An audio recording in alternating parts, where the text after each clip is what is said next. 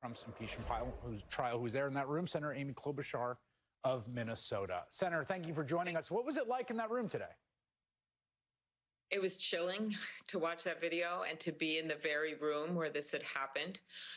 I say everyone was watching the video, and what we saw for the first time was just the timeline, the fact that in just a visceral way that the president, the things he had been saying at the rally, which of course we were not watching because we were doing our jobs in the Senate, to basically directing this angry mob to go down the mall. And then the timelines for when he did his first video hours later.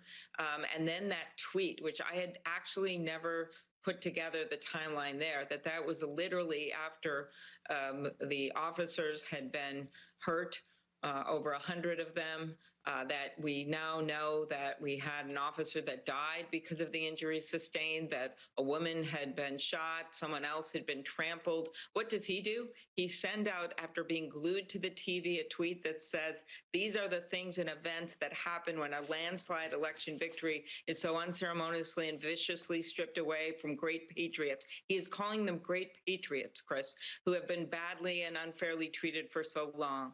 Then he tells them to go home, but then he ends with, remember this day forever. So to me, that's all you need to know about Donald Trump and his role in inciting this riot. Yeah, I agree that the sort of syncing up the timelines of the president's words and actions, the fact that it was 2 hours after the Capitol breach, that he puts a video in which he says to the people, we love you. He also says, go home in peace, as in there will be no repercussion. Like, we're okay, enough of this. You guys can go home. Not, we will bring these people to justice, none of that. The other thing, I wonder if you noted this or if you felt it in the room watching that video, the fact that so many of the people that assaulted the Capitol were literally carrying Trump flags, were literally engaging it under his banner in a medieval sense. And whether you had seen that before, whether that hit you sitting in that room.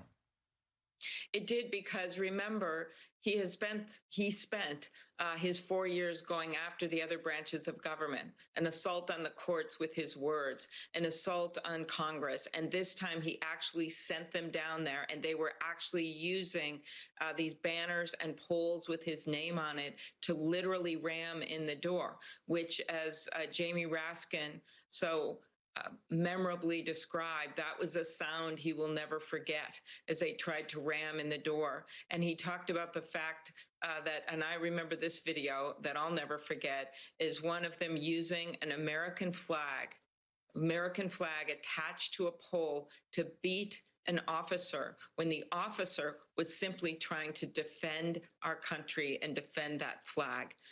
Those are visceral moments. And so when you ask how the senators reacted, I don't want to care. I don't want to hear about how they didn't like the defense lawyers. Yeah, they weren't good. Okay, fine.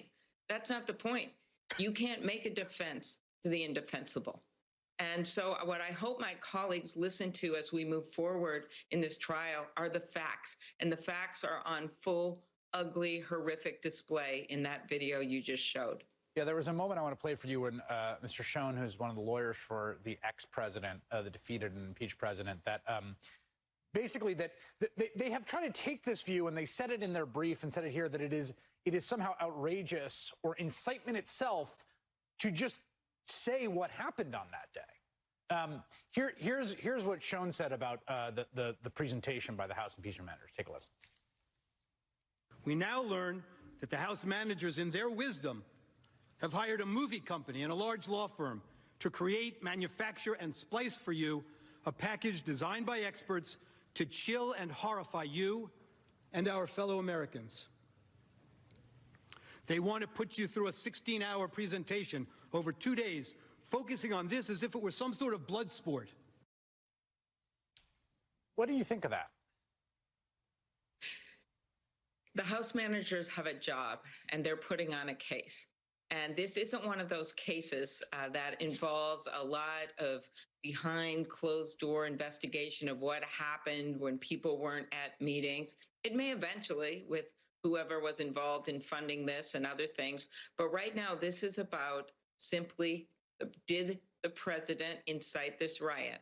And all you need to look at are his words, what he said leading up to it. It wasn't just one momentary utterance. It was all of his bashing the election, bashing our democracy, calling his people to arms, calling his people to go down that mall. And then you have to look at what they did. And when you see that officer screaming, who's just simply trying to protect the Capitol, when you hear their words, when they are saying unbelievable things about our police officers, about our representatives, going after personally the vice president, something that the president kept doing, including on the day of January 6th, simply because the former vice president was doing his job, which was to preside over the Electoral College. Those things, those are the facts, those are the words. And I don't think any faux argument that somehow the Constitution doesn't allow for this is going to work. That's why Senator Cassidy changed his vote. That's why you saw conservative lawyers, including one man, Mr. Cooper, that had been named Republican Lawyer of the Year, coming out clearly and saying, you know what, they don't really have a case here. The precedent of the Senate, as well as the language of the Constitution, makes it very clear this case should go forward. Senator Amy Klobuchar, who will be a juror in this proceeding for the next week and a half, or long as it takes. After a very busy and grueling day, thank you for making some time for us tonight. I appreciate it. Thank you, Chris. Thank you.